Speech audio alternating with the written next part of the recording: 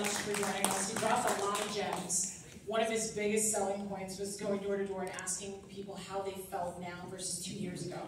One point that I want to highlight about City Council, it's 4-year terms.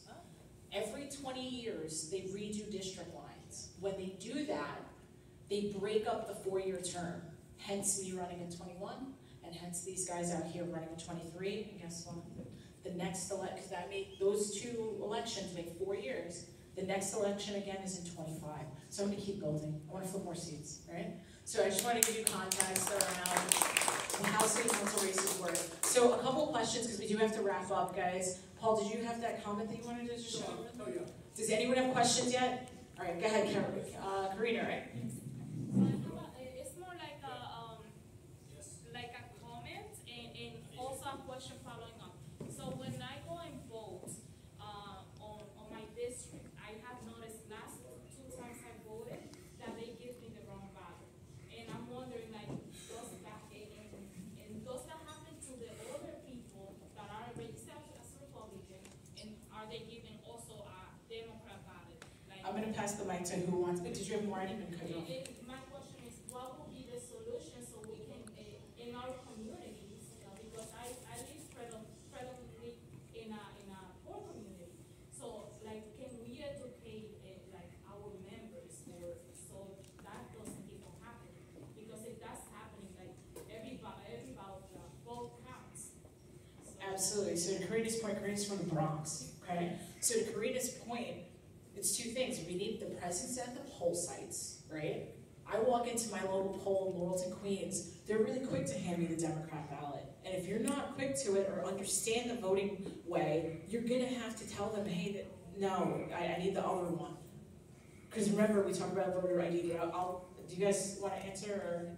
But it's like, we need presence at the polls, continue to stay vigilant there. What do I mean presence? If you have the opportunity on election day to volunteer at your local poll site, do so. We need more presence. Peter first. Yeah, so, again, I'm from Staten Island. I think we've kind of mastered the whole putting away our people into the Board of Elections and trying to really keep an eye on the Democrats. That said, the Democrats that are there aren't all crazy and constantly out to get us. But the one thing that I've learned, and this is just something for everybody here to take back, so poll workers get paid. I know you kind of got into this a little bit earlier. Next year, if you're a poll worker, working all of the early voting, primary, general election stuff, God forbid there's another special election somewhere, but just the primary and the presidential primary for our state and congressional races and general election, $9,000 is what a poll worker could be making if they give up. It's a little bit more than 2 weeks of their life, but you know, a few weeks of time. And if you are somebody who, you know, you're a young person, student in school, not super politically active, where you're going to be a volunteer that's out there on election day, or if you're an older person and you're looking for something to do, it's a quick way to make money. They pay you for the training, and then they pay you for your time, and obviously a lot of you guys probably still go in person to vote. You're sitting around all day. I mean, your whole purpose of being there is to watch the other side and make sure that they're not trying to do something that's illegal. And this isn't just a New York City issue. There's places all over the state. I'd be willing to wager it happens in any major city here in the state, Albany, Rochester, Buffalo, where there are Democrats who, look, I don't want to give anybody too much credit. I don't think they're intelligently trying, you know, they have some scheme that they're trying to give you the wrong ballot. They just probably are assuming that you are a Democrat because that's the area.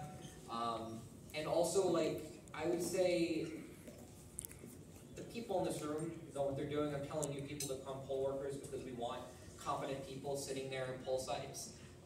But there are people who aren't incredibly intelligent that get put there, and so that could just be nature of the beast. They're giving the wrong ballot because they don't know what they're doing and they didn't pay attention in their training.